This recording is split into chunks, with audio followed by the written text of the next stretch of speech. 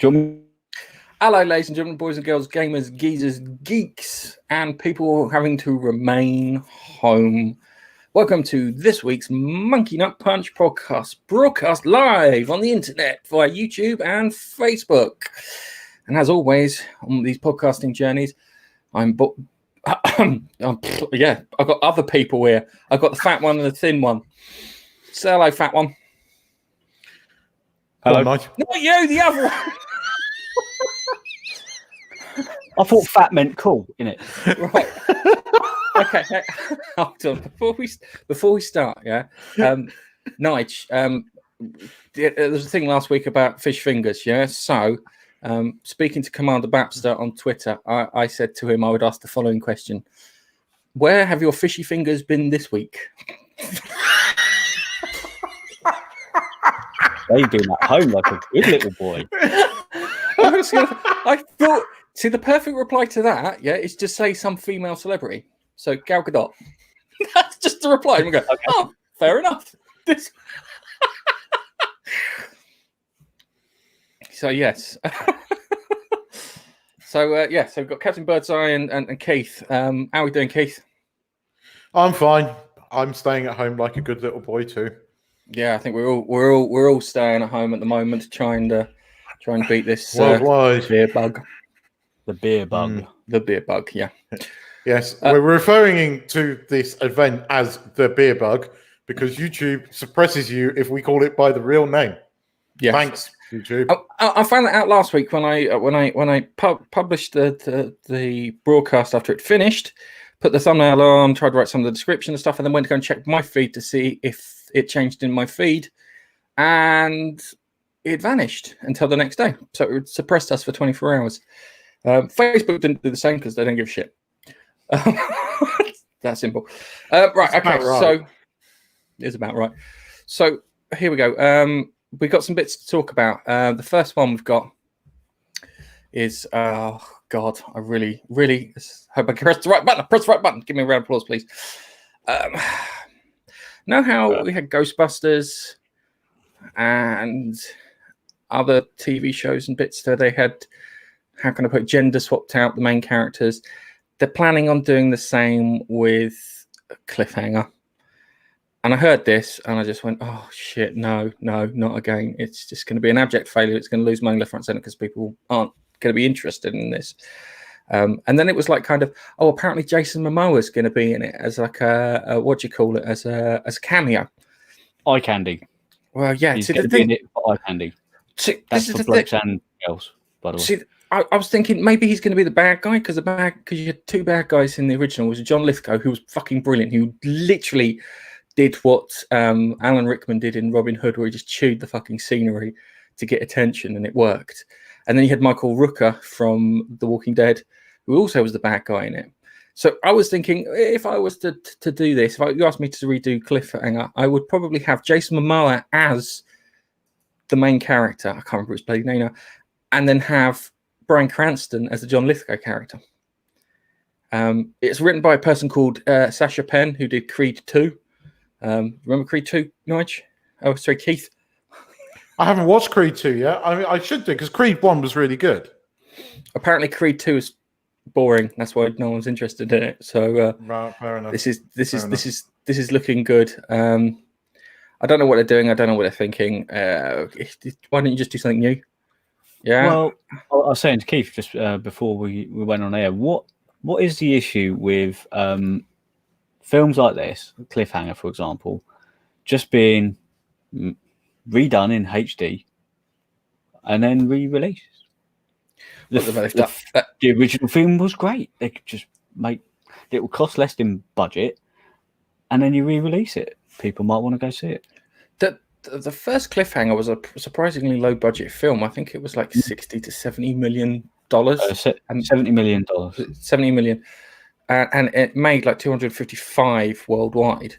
And that was pretty good for the time. And I don't sound rude or anything. Women want to kind of see like kind of hunky men. They want to see sexy men, like men want to see sexy women. And I don't get why there's like, we'll replace it with a woman and everything will be different. And it's like, no, we already know this story. That's not. If it was like a continuation, and the girl was the daughter of the Sylvester Stallone character, make a bit more sense. But they haven't said anything in regards to that. I can't find anything to contradict what's been said in regards to that. I don't know. This is not. This is going to be shit. That's it. It's going to be crap. We know this stuff. Well, when everyone ever remakes these things, they always turn out to be absolute garbage. I mean, remakes of movies, as a rule, tend to be crap. There is the odd one where it's better, although I can't think of it, but I know there is the odd one. But as a rule, the remakes are usually crap. These identity politics ones, even more so, because they're not made for the story. They are made to push an agenda.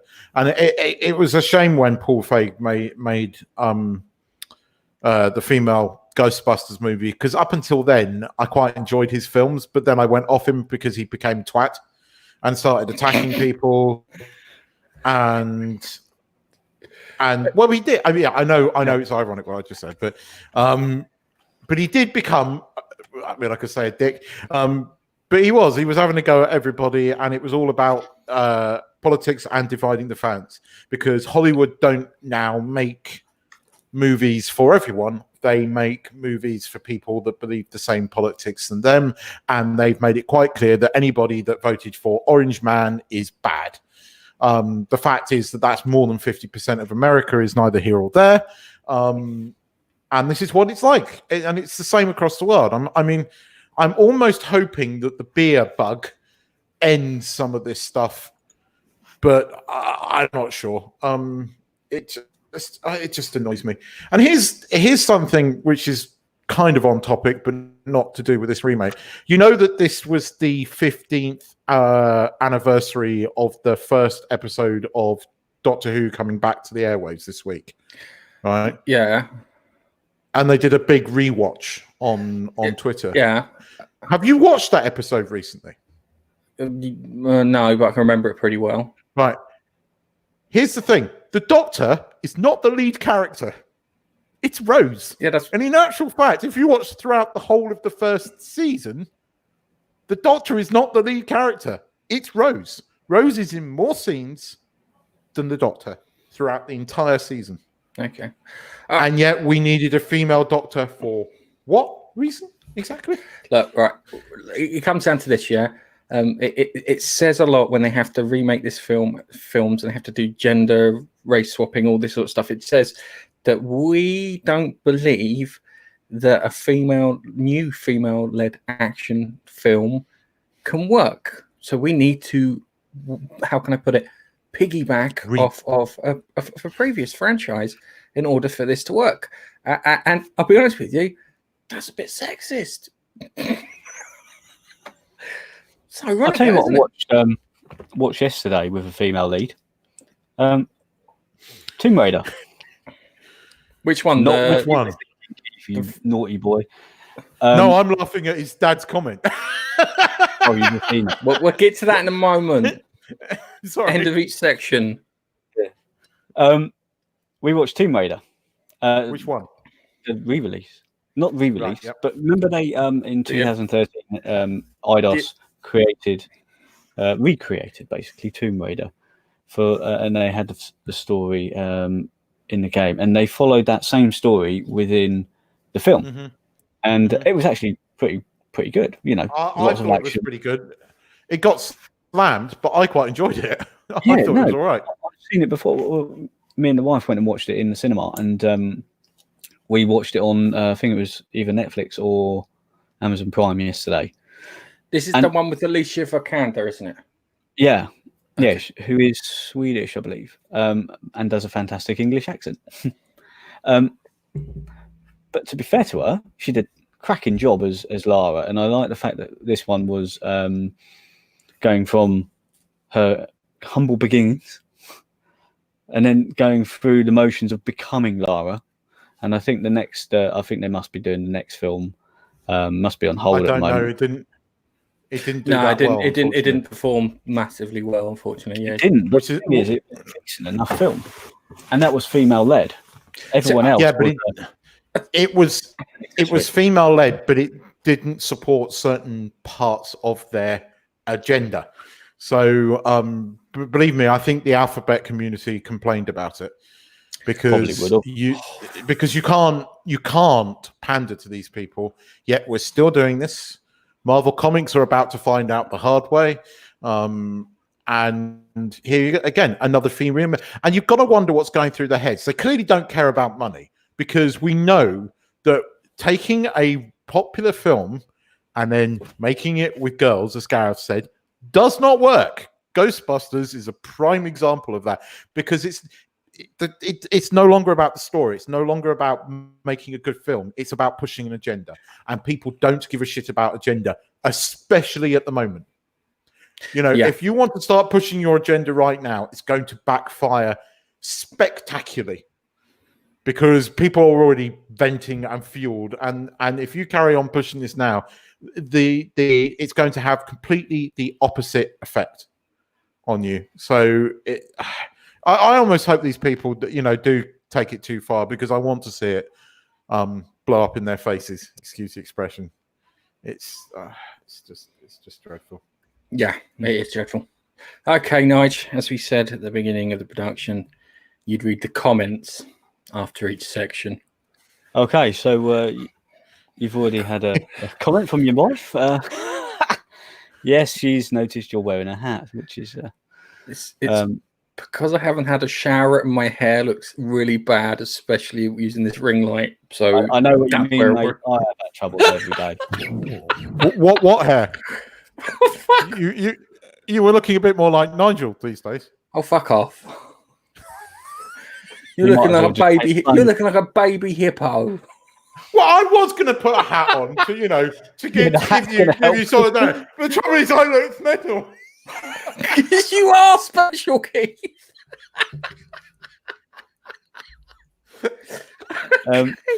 Even more special than normal, then. Okay, next one. You have been told off to curb your expletives, otherwise Daddy will soon have to slap your bottom. That's directed at Gareth. Thanks. That was your father. Yes. So I did say you do swear as much as a stormtrooper misses his shots. So, thanks. His life. Yes. Hello. Hello to Malcolm, who has sent me a private message on Facebook saying, "I love your beard." So yes. We've also got and other people. But one more person. Malk, it's a ginger beard. Really? Mate, I can do stuff about my hair, but you can't do much about your body. Yeah, right. Come on, Nige, we've got to get into the next section now. Right, yes. So, also hello to two people, Jason, hi, and Malcolm, and also the infamous Master P, who we know as Dave. Dave. It's Dave. The infamous Master P, or Dave, as he's known to his friends. Anyway, all right, let's move on to the next story now. We've done that. Okay, so the next story is you sent me a tweet thing over WhatsApp, but there was another article that came out via Kotaku, and Netflix are planning to do a live action recreation based on the Dragon Lair game from the 80s. Dragon Lair was one of the better looking games. You should have noticed it in the second series of Stranger Things. They're playing it in the arcade. The Hollywood Reporters also said that Ryan Reynolds is to star in it and produce the damn thing. And Don Bluth apparently is going to be one of the producers on it too. The script's written by guys called Dan and Kevin Hageman, who wrote Scary Stories to Tell in the Dark. I don't know if this is going to be an interactive Netflix show like Bandersnatch or the Minecraft story mode thing. Well, from the tweet that I sent you, it was from a guy called Jesse Cox, who is a YouTuber, obviously, and he's tweeted Ryan Reynolds saying, "If you're not dying over and over, then it's not Dragon's Lair sort of thing." And Ryan went, "Why the hell do you think I'm doing this?" Of course, that's going to happen. So it sounds Bandersnatchy. So interactive. I think because Netflix were looking to move more towards the interactive side of things, especially when they put out the Bandersnatch thing, and then they put out the Minecraft interactive story mode thing, and I think they put another Telltale one out. Have they? They've also done the Bear Grylls one. Oh yes, the Bear Grylls one too. But yeah, because they were always talking about moving into these kind of interactive things where you sit there and you press your button and then find out your remote isn't compatible with Netflix at that point in time.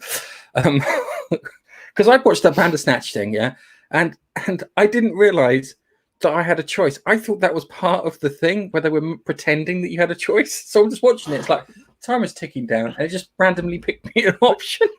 Like, that's interesting. You say that, but Netflix is available on everything. I mean, every freaking device that you have connected to your TV seems to have Netflix on it as well. I got a smart TV with Netflix. My PS4 has Netflix. My live TV streaming box thing that we have here, that has Netflix too. Apple TV, that has Netflix. Everything fucking has Netflix. So one way or another, you should be able to make it work. Yeah, I think it would.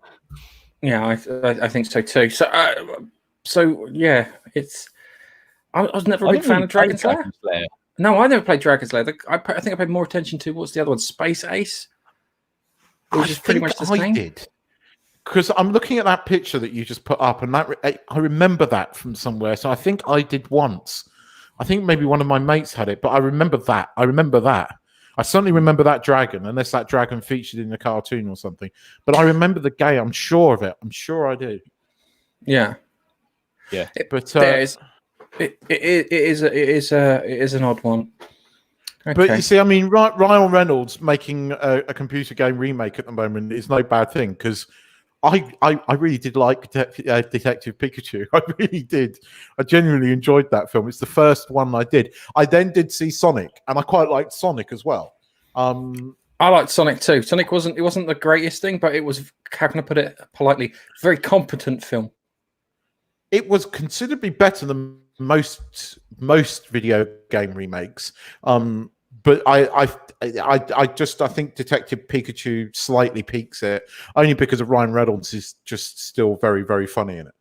And no, I enjoyed Sonic though. I did enjoy Sonic. I watched it the other day because, you know, being cooped up in here, I've been sort of watching lots of films.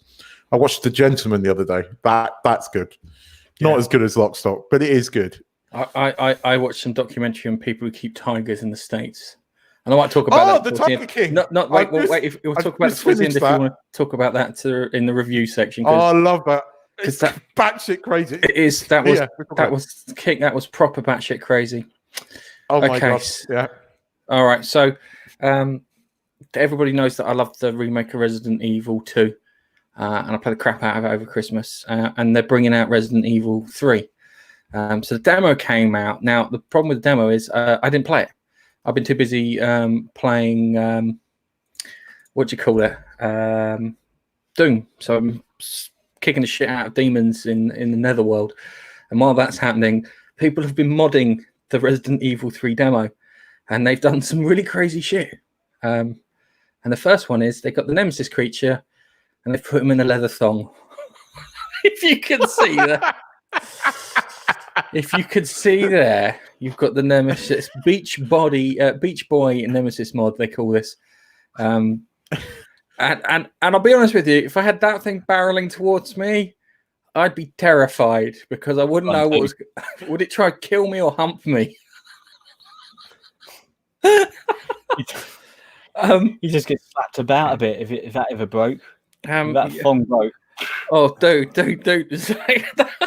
See, the thing is, it's ironic because I'm such a nerd when it comes to these things. The reason the Nemesis creature wears that big leather suit thing is to stop him mutating. It's supposed to hold him in place and to stop his body from mutating into some horrible thing in his heart to appear on the outside of his body and whatnot.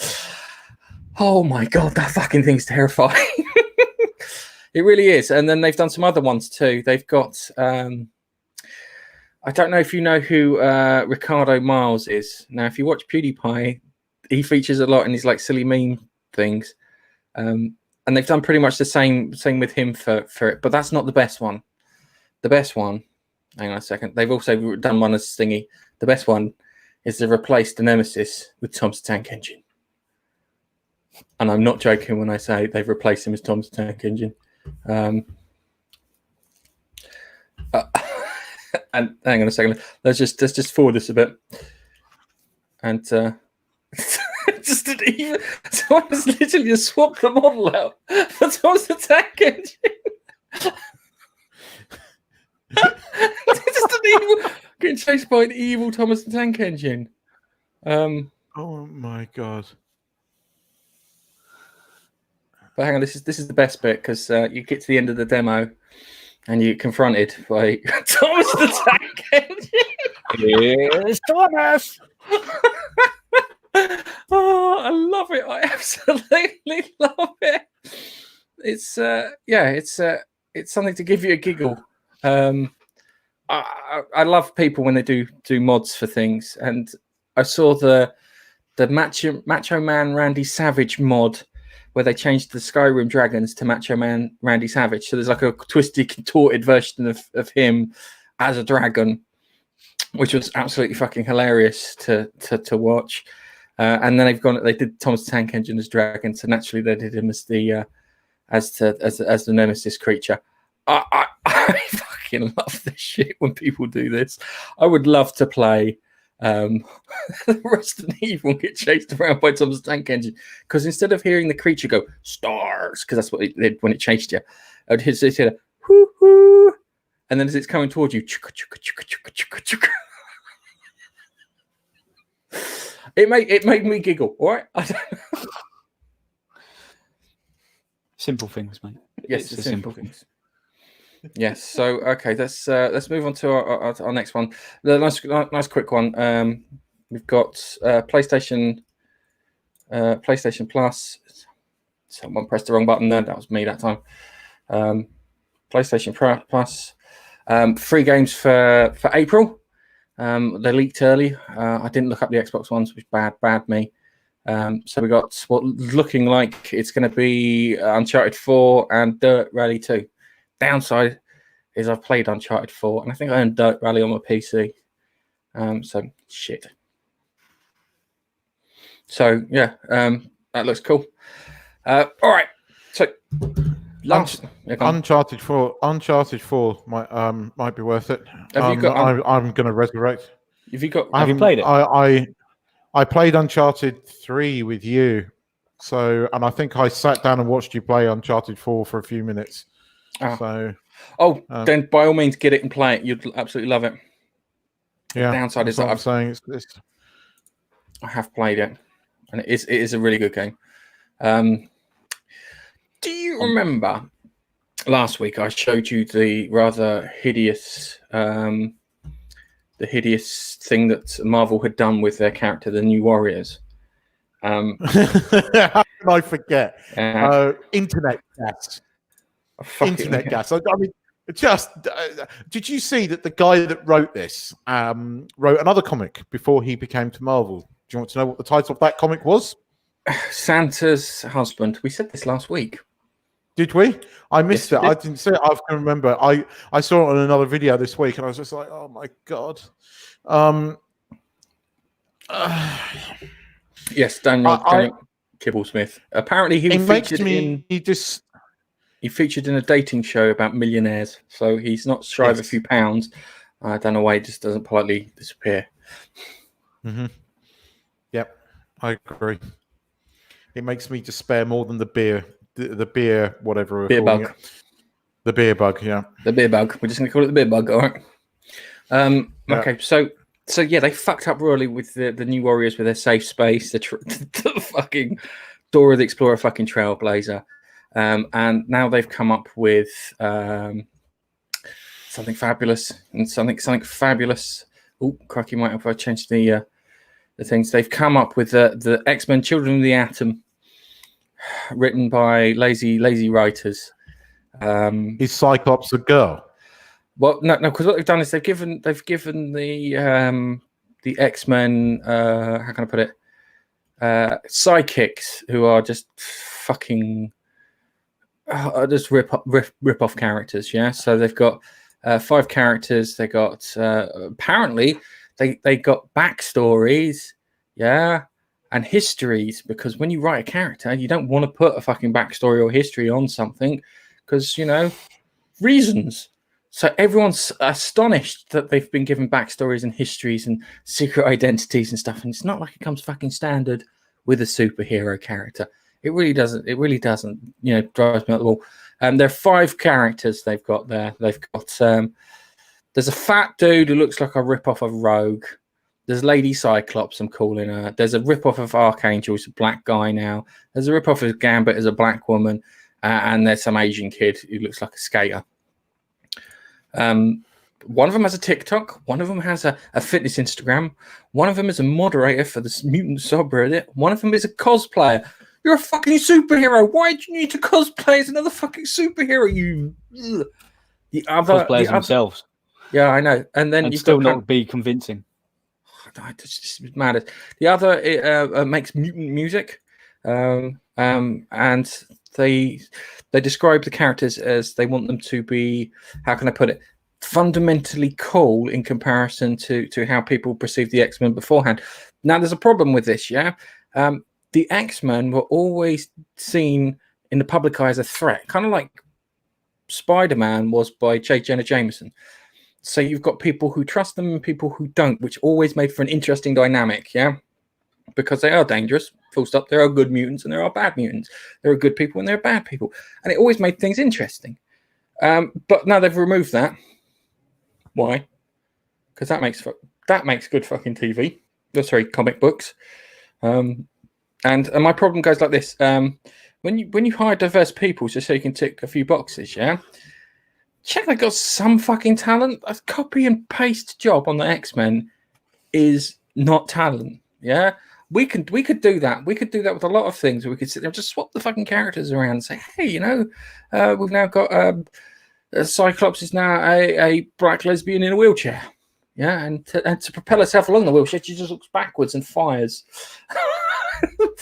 Yeah.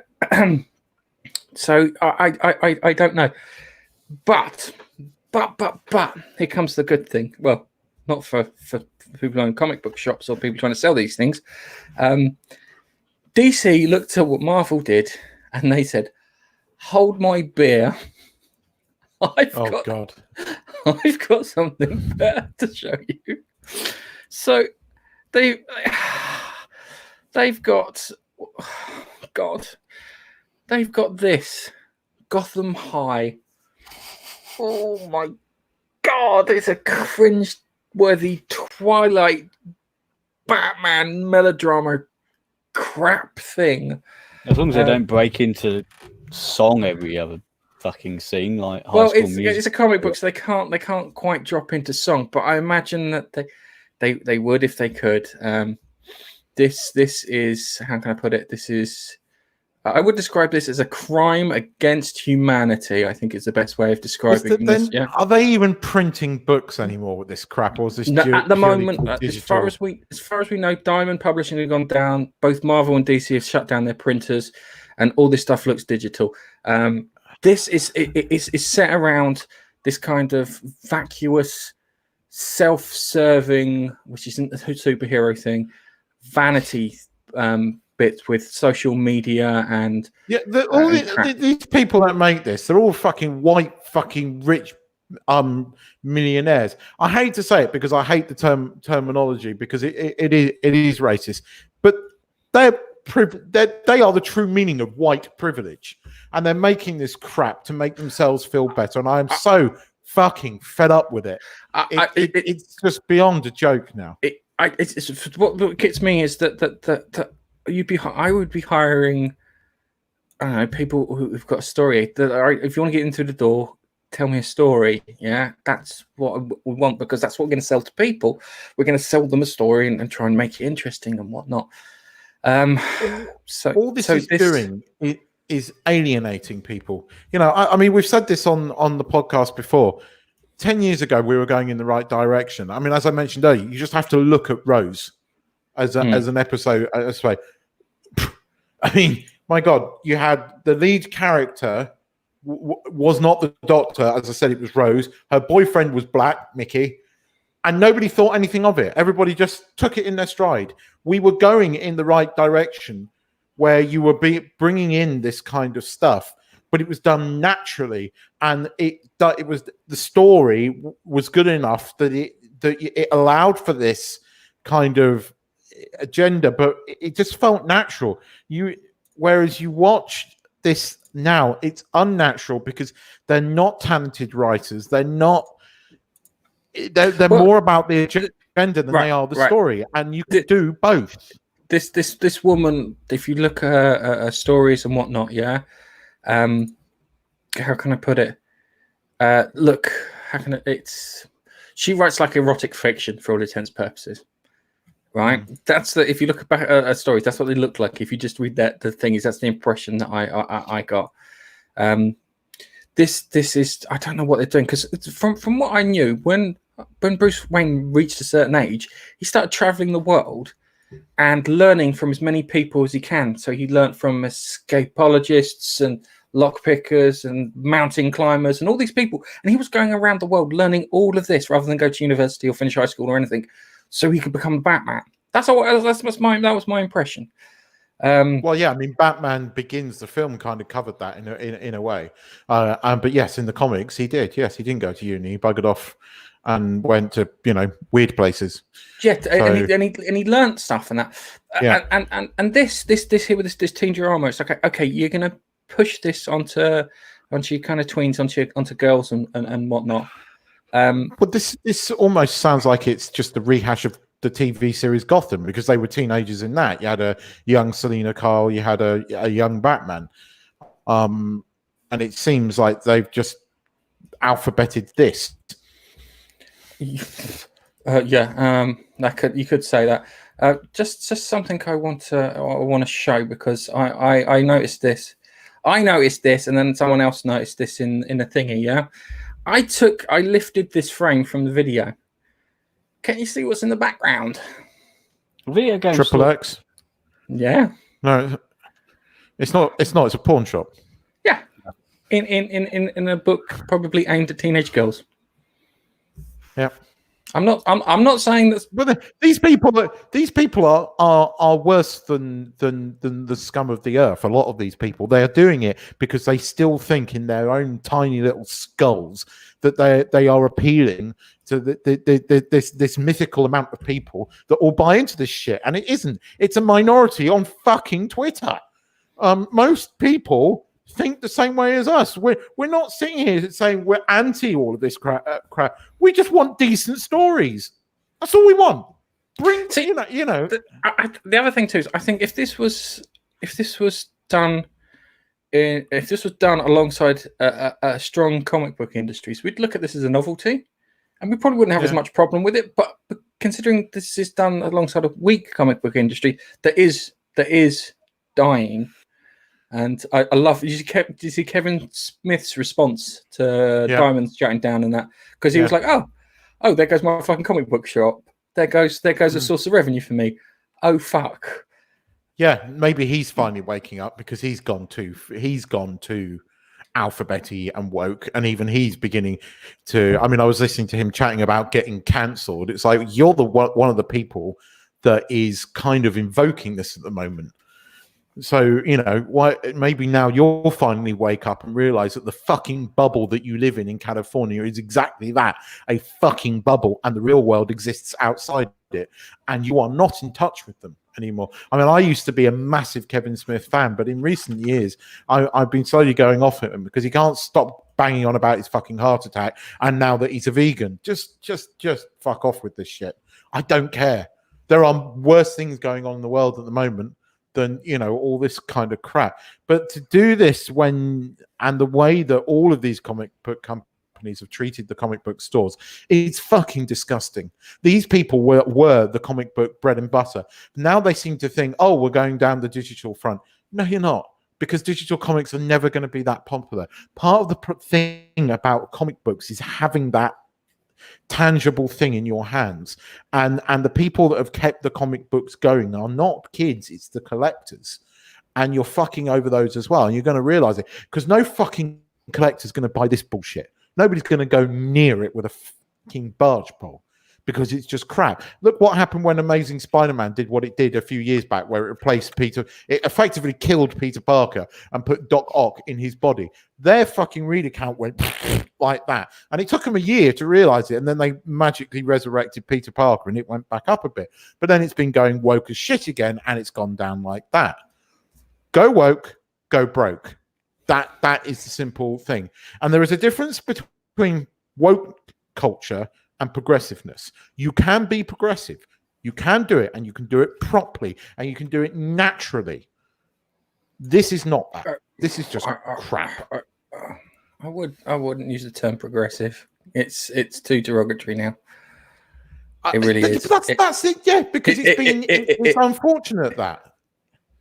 Because it used to have a meaning and it doesn't. It's like the fact that ists, everybody ists these days. Those words no longer have the meaning they once did, and that is a shame because everything is an ist these days. If you're against me, you're an ist, and it's fuck off. Well, the long and the short is they're going to run out of money. They've been put in a situation where if they don't cater to the audience don't buy, they're going to fail. That's it. Oh, they're going to get broke. Okay, so Nigel, you got to read some comments before we move on. No, I believe it's your bro's been saying something about 10 years ago. Nicky, who the fuck does he mean by Nicky? I don't know. And I believe two of the comments, you should have sent us one, like not naturally talented voices. No. Yeah. Gav's just making me feel hungry again. And now Gavin wants to send us pictures of his barbecue. Cheers, mate. Yeah. Oh God! Carry on like that, Gav. I'll be sending you pictures of Richmond sausages just to give you nightmares. You're making me feel really hungry. I know they say no unnecessary travel at the moment, but I feel that travelling to Gav's to get a slice of that is necessary. I can't. It's a fucking long walk for me. Sucks to be you right now. Yes, I know. Yes. Okay, so let's move on to our reviews now. Star Trek Picard. Right. Okay. Before we get into it, I watched Star Trek Picard. I had to watch it in like 3 bloody sittings because it was garbage. That's the easiest way of describing it. It's right. Okay. There's science fiction. If you write science fiction, you write genre stuff. Yeah. You have to be quite clever, and you have to understand science to write science fiction. And when they had the original TNG, they had a specialist. Yeah. So what they do is they'd write a line of dialogue, and then they put brackets technobabble, and then they'd hand it over to the specialist, and the specialist would go, and fill in the technobabble for them for something that made sense at the time. This here, we've got a magic tool that fucking just fixes anything. Yeah. I know it's supposed to be their version of the sonic screwdriver, but the sonic screwdriver is there to unlock doors. It's like we can't have a locked door, hold back the fucking doctor. That was the idea of it. Yeah, it's only talentless writers like Chris Chinballs that use it for more than that, because as you pointed out, he wrote The Power of Three. And how do they solve that episode? By waving the magic fucking devicey. And yes, exactly the same in this. It was so bad. Okay, all right. So it's not bad, it's dumb. All right, so there's right bits that really grated on me. Okay, Starfleet turn up with about 300 starships, yeah, but they didn't have enough starships to evacuate Romulus. Okay, the Romulans turn up with about 218 starships, but they didn't have enough starships to evacuate Romulus. Okay, the design of the ships is incredibly poor. The Romulan starships just look shit. They look like no effort. They had 4 distinct types. Which was better than the cut and paste Starfleet. Because when Will Riker turned around and went, "I'm on the most powerful starship ever created by Starfleet," yeah? And it's like kind of, which one's that? They all look the fucking same. Which they stole from a game because that was the Enterprise F, which we've seen somewhere. If you actually look at the designs of the Enterprise The F, Enterprise that's the Enterprise F. That's appropriate. Badly The Enterprise coloured. F. But badly coloured. Oh, The trouble is, I mean, you see, people have been dissing the aesthetics since J.J. Abrams. The J.J. Abrams movies, the aesthetics were much better. The ships were still bright. In this, everything's dark, and it just does not work.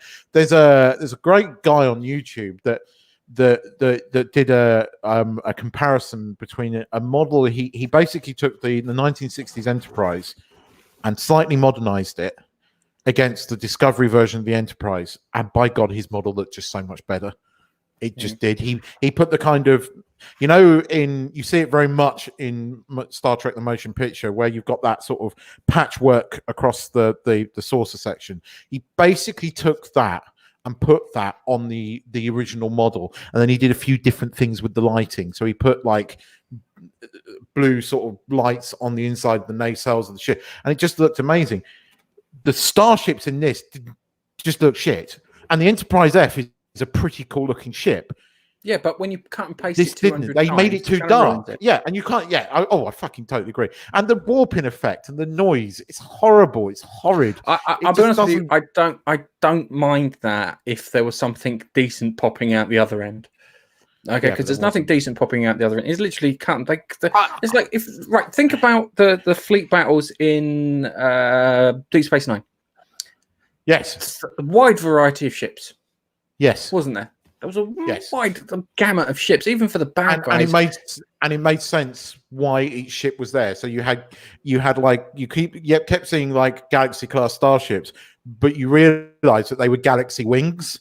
And then you had a mixed match of Excelsior class vessel. Okay, I'm a bit of a ship geek. I like ships. And the one thing that was the ships in Discovery in this are really shit. They're too dark and they're just too crap. And they're not thought out because they've been written by talented fucking morons that can't write anything, let alone science fiction. And there's no technical babble in this. I will admit this. There are two bits in this episode that did give me slight feels.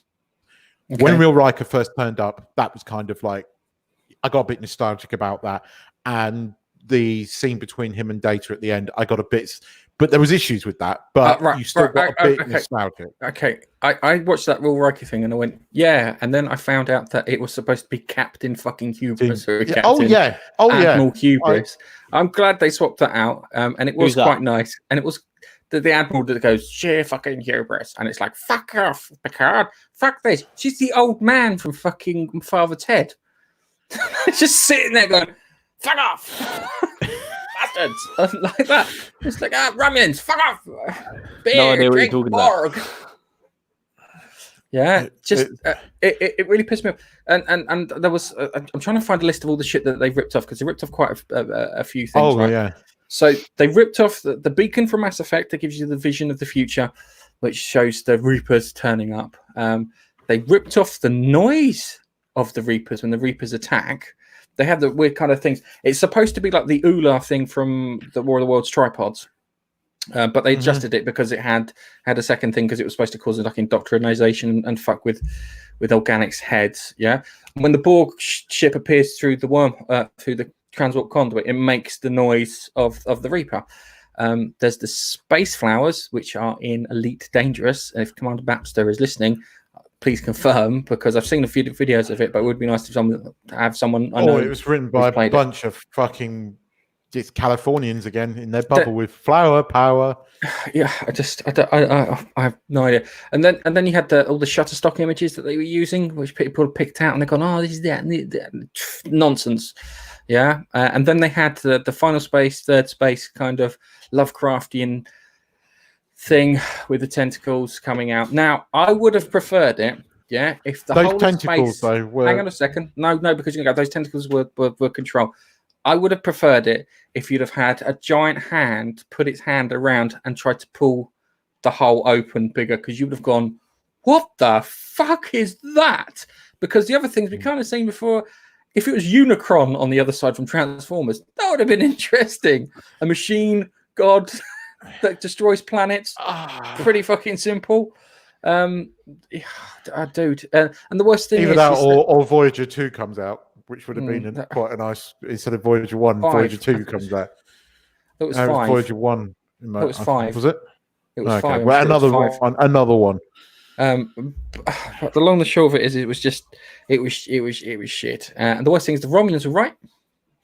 Yeah, we should stop the synthetics because they're fucking dangerous. And another bit where he's sitting, and I watched it. I couldn't watch it. I had trouble watching it. I was watching it and just going, oh please, just no, they're doing it. Oh, they're doing it. The magic tool thing. And then you had the girl with the funny eyes with Picard going, oh, we can do. He goes, you could do a warp signature thing, and they could call it the Picard maneuver. Oh, that already exists. And I'm just like, oh yeah. Because imagine if we could replicate our images to fool the other things. Oh look, here's my magic wandy thing to make it happen. And that just made me. And that was when I think I stopped watching for a bit, and then I came back and I watched it. I came back and watched again. And then the bit where he started talking to Data, and that reminded me of the episode of Voyager. Do you remember the one? You always go on about this one with the clown, who was played by Better Call Saul's brother. Only because I love the ending to that episode. Yeah. I love how they did. Me of. Yeah, that's what they were trying to go for. Because the more I watched rewatched the other shows, the more I realised that Voyager was not the best one by a country mile. But that ending to that particular episode to me is still brilliantly executed. It was well acted, and it was a dark ending for a show that didn't usually have dark endings. That was a good ending. But it gave me the feels when I saw Data back in the uniform, and he looked okay.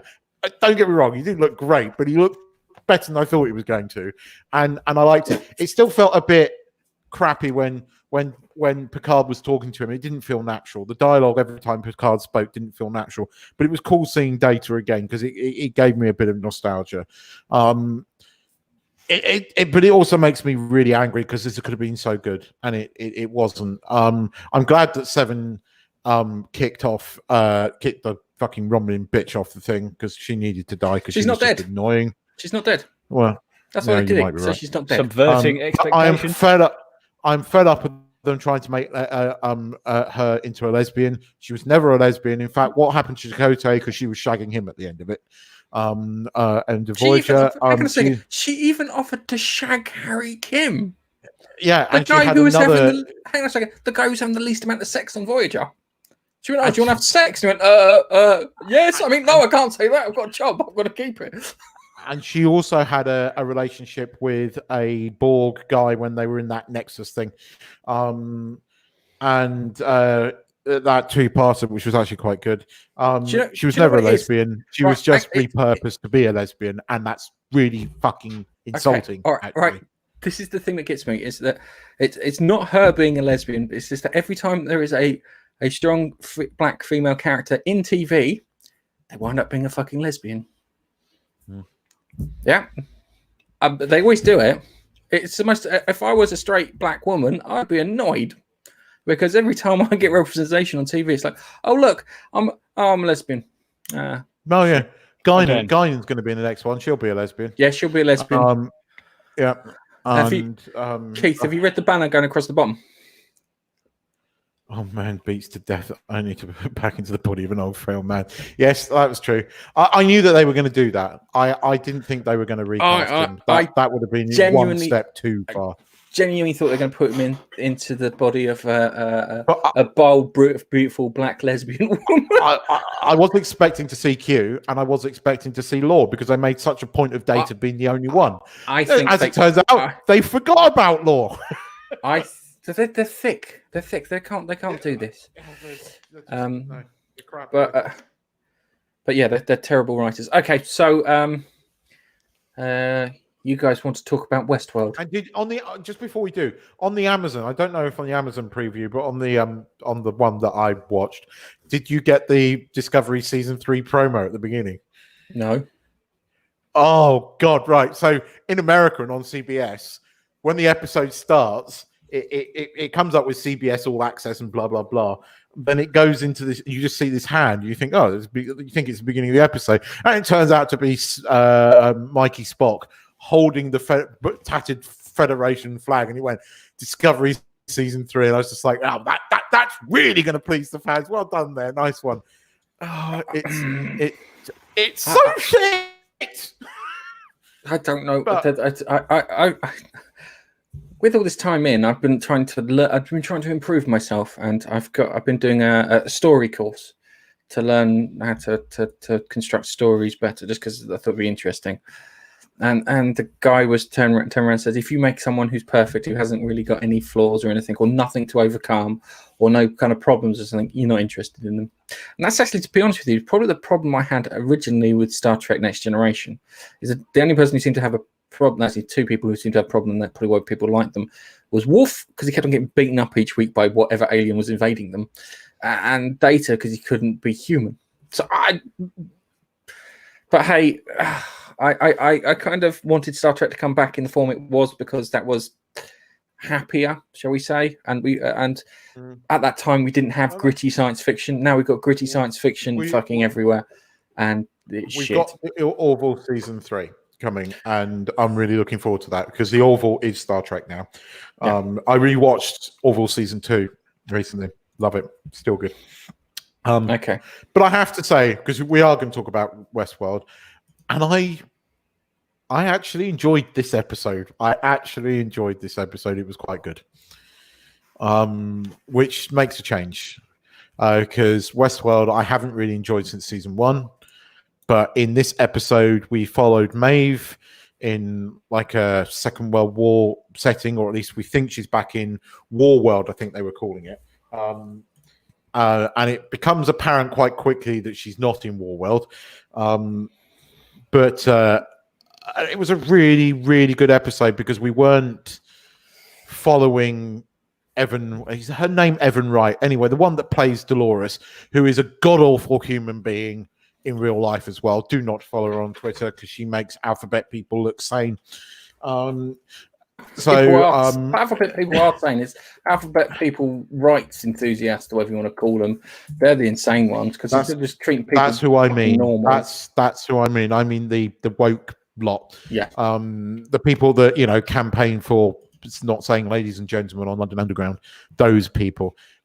She's worse than that.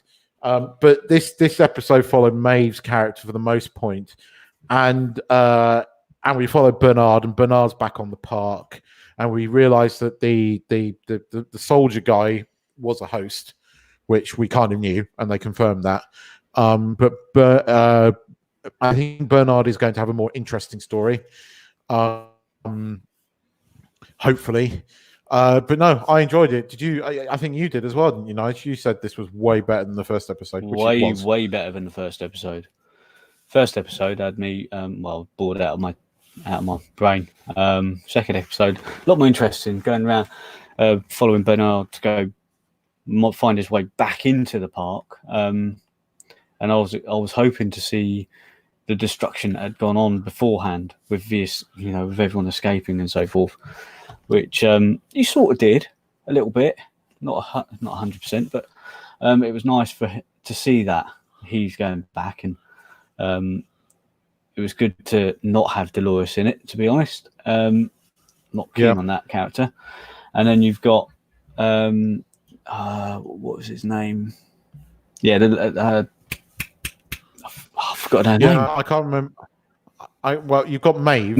If you're talking about Maeve. Maeve, yeah, following her and her figuring out what's going on with her, only for her to realise that she isn't what she thought she is, and that she could overload the system certain ways and stuff like that. I thought it was quite clever, so I quite enjoyed that. Because they made her a bit vulnerable. The thing I liked it was because they made her more vulnerable again. She wasn't just superpowers all the way through. Yeah, exactly. And she realised that. She realised that she hasn't got that ability to control, where she did before. So they're taking it away, and she's going, "Oh, how do they know about that?" But then you find out why, which I won't say on here, just in case you haven't watched it. 'Cause it only came out, a day or two ago? But very, very good compared to the previous episode. I felt it's sort of heading back to what we had on season 1, which was very good. It's the not knowing what they're going to do now. But I think what's his face, Bernard, is going to try and track down, with the help of his nice bodyguard, forgotten her name. The one, Dolores. Trying to track down Dolores now in the real world. Question for you. Do you think there's two timelines going on? Do you think Bernard is in a slightly earlier timeline or a later timeline than what's going on? I think there's only one timeline in this, but there are a few fan theories going around that Bernard is in a slightly different timeline. But to me, it feels like it's all going on at the same time. Do you think that... hang on a second. Do you think that Bernard's in the timeline where he's going to put in some kind of software patch which will help them save the day at the end? Well, he did say that he did have a bug where he couldn't know what was going on, so he had to hack into Westworld systems to use a fresh terminal to scan himself because he thinks Dolores put something in there that he's missing, and that the scanner he's using is also being programmed to ignore that. That was quite interesting. But the thing, Nigel's bang on the money. This particular episode, more than the first episode, felt much more like the first season, because you could follow what was going on, and you feel like that they're slowly, like they did in season 1, they're slowly peeling back stuff. Whereas season 2 was an absolute convoluted mess full of woke bullshit and all that. There wasn't that much here. Maeve wasn't like this super bestest ever right from the start. She had vulnerability, and it was cool seeing her deal with that vulnerability, because she is a strong, independent woman. But it was cool seeing her being vulnerable and dealing with it, and you cheer her on, because she goes from being vulnerable to the point where she realizes that she's getting screwed over, and she escapes from it, and her escape is really cool. And she fails in that escape. She doesn't really escape, but the thing that I feel purely from a interesting point of view, no, she kind of does. She does, yeah. She gets out of the very end of the episode where she's having the Matrix kind of thing she's in, and she's given another body again. But it's what is she still in them? Is she out though? That's the question, because he must have the ability to make hosts, because he's built her a body, because her body had a hole in it and is back on Westworld. So that was. There's some questions there, and he's obviously brought in the voice controls as well, like freeze all motor functions, and he can control her. And whereas I don't think that didn't work with her before when she had those abilities. So now with that removed, it feels like she might have been put back in the place where they found her, where she made a daring escape, and he's a figment of her imagination within that. But you don't know. It could well be a physical thing that he's got there. I do like Maeve. The building that they filmed that last scene in was an interesting place. It's real, apparently. Some famous architect's home, but it looked pretty bloody cool. It was some weird sort of factory conversion into a home, but it looked really cool. But no, as I said, I enjoyed this because Maeve was made to go on a journey. She went on a character journey, Gareth. She wasn't just Captain Marvel fucking from the start. She went on a journey, and it works. And she has tragedy along the way when she realizes she thinks she's met the host that she loved from the second season, and she thinks he's with her, and then realizes that he's not, and she thinks he's just a host. Then she slowly realizes that she's in a construct, and it's how she gets out of that, which I thought was pretty cool. Did you notice there is a scene in there which I'm wondering if you noticed? You know, when she's up back supposedly in Westworld, up in the sort of, place where they fix you up. Did you notice a certain dragon? I saw a dragon, yeah. It was a Game of Thrones dragon. Was it? It was, yes. And do you know who the two techs were? Dan and Dave. The two techs standing next to the dragon were Dan and Dave. Oh, dear. Who's Dan and Dave? Oh, the two fucking idiots. You were thinking of characters for a moment. I mean, yeah. Dan and Dave. I remember Cersei. Yeah. So they look like the two morons who directed it last season. No, they were because there was a Game of Thrones nod. Yeah, it was Game of Thrones nod apparently. So you had the Game of Thrones dragon, and there was two techs standing by, and it was them cameoing. You blink and you miss it, but it's there. I did see doing there? Are they doing that? It wasn't any old dragon. It was the dragon from Game of Thrones. It was because I noticed that immediately. Went, that's a Game of Thrones dragon. You know. Oh, I noticed the dragon. I didn't realise it was Game of Thrones. I didn't clock it because I know it's made by HBO, but I just I went to the point where I was thinking, oh, maybe they're going to show that there's a fantasy land with Game of Thrones type stuff going on, which they might. Well, you know, I mean, we might see that because Bernard's back in the parks. Do you know what would be really good? Is if you get into Westworld, yeah, and they turn around and it goes, now introducing, goes Westeros, goes where you can choose your own ending. Have a proper ending. Are they going to somehow piggyback a decent ending to Game of Thrones into Westworld? That would work. It'd have to be a decent, not just a decent, the decent ending being the entire last season. Okay. Yeah. But no, it was. There's hope for this, but I think that it's going to go downhill again when we get Dolores back because I just don't like her character. I don't like anything about her character or her. That's the problem. She's ruined the magic for me because she keeps carping on about Twitter, and unfortunately, for some reason, it keeps coming up in one of my feeds. It's like you're destroying. You're just shut up. Just shut up. I haven't seen any of that, Twitter stuff, but I'm just purely talking about the show, whereby I just don't like her character in the show. I used to really find I adhered to her. She was endearing before because in the first season she was the farm girl who was continuously getting. Hang on a second, right? I don't want to sound rude or anything, yeah. Okay. If you die and you come back, death is not the fucking same as you dying and not coming back. That's what death is. Yeah? It's not the fucking same. It doesn't work. Oh, I kept on dying. Did you? You're back. Were you dead? Or did someone just flip the switch? The same as me falling asleep or being rendered unconscious. She got killed. Dolores was you in the first series. No. I think you're missing the point.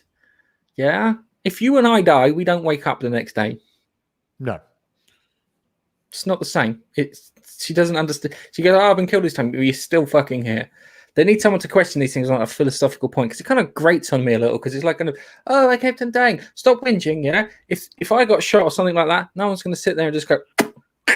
Altered Carbon deals with that kind of premise far more. It does answer some of those questions or ask some of those questions. Yeah, you can understand in the first series why she's a bit mental. The second series destroyed that character because it was crap, and that's the problem the third series has got to deal with. So, funnily enough, when Dolores is not on screen, you enjoy it far more. It feels much more like season one. The problem is, the trouble is, next week's episode looks like it's going to be focusing on Tessa Thompson's character, and we all know what Tessa Thompson is like. The question is, who keeps fucking employing her? That's my question. All right. Let's move on to our final what the fuck story. All right. Okay. So, right. Do not be alarmed. This isn't what you think. Okay. All right. Right. Owners are scared to find their corgi resembling a murder scene, but it's not what it seems. This person put a picture out on Facebook and whatnot, and people were like, "Oh my god, what happened to the corgi?" I think I know what's happened here. Okay, now they come back and they see that the corgi lay motionless in a pool of red liquid. May appear distressing, but could be further from the truth. The adorable little doggo, understandably, scared the life out of his owner when he walked in to find Goggy resembling a bad scene from The Godfather. Turns out the mysterious 2-month-old pup had simply found his way into a supply of dragon fruit and gorged on it until he could barely move, and then rolled over and pretended to be dead. The little shit, yeah? It's like you come back and you go, oh my god, it's dead. Oh fuck no. And then it's like, no, it's not dead. The little bastard was just eating all the dragon fruit.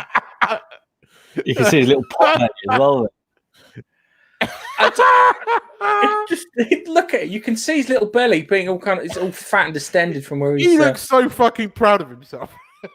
It's like, He does. I mean, Dragon what are you fruit. gonna do?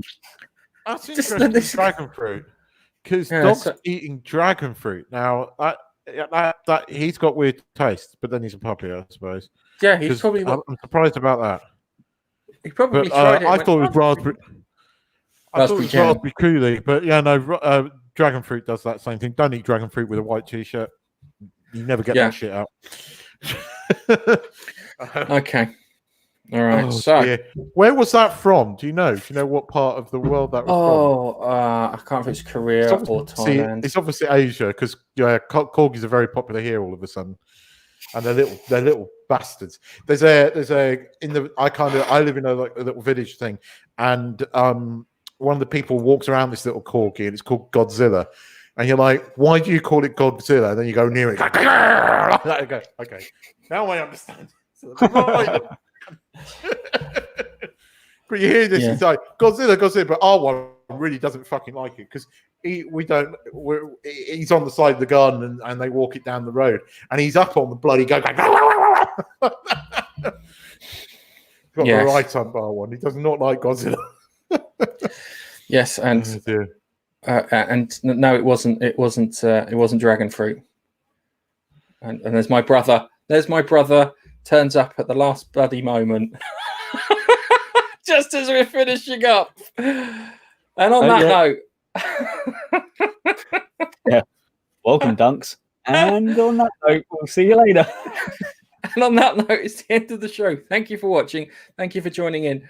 Remember, we try and do this live on a Sunday about 3:30. We just started. I think we started early this week because we were prepared, which is amazing.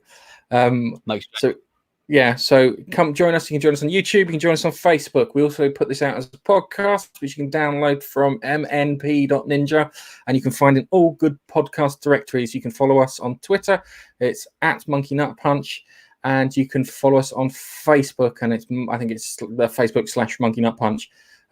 Nigel is our social media and community director, we'll say. All right, and yes, please come watch. If you ask your home assistant to play the Monkey Nut Punch podcast, it should work as well because we're on most of the services that are connected to that, especially the one who must not be named, because if I say her name, she'll start talking. But yes, you can ask her, and we're on that. We're also on all the bad podcast directories as well because I submitted just fucking everything. Yes. Come visit us on we have a YouTube channel, so if you're listening to this on the podcast and you don't have a Facebook account like me, you can go watch on YouTube live too. Can I just change the view, please, people? Social distancing. And on that note, I can resist that. Nigel, why the hell did you give him admin rights? There's a reason I didn't give him admin rights. Because I knew you gave me admin rights. Just to start fucking around with everything. And on that note, it's goodbye from me. It's goodbye from me. And it's goodbye from me. And I just want to say, stay safe, guys, wherever you are. Hope you are all good. And Duncan, anyway, next week I'll look into that predator hunting grounds. All right. Bye-bye. Anyway, bye-bye. Bye. Okay.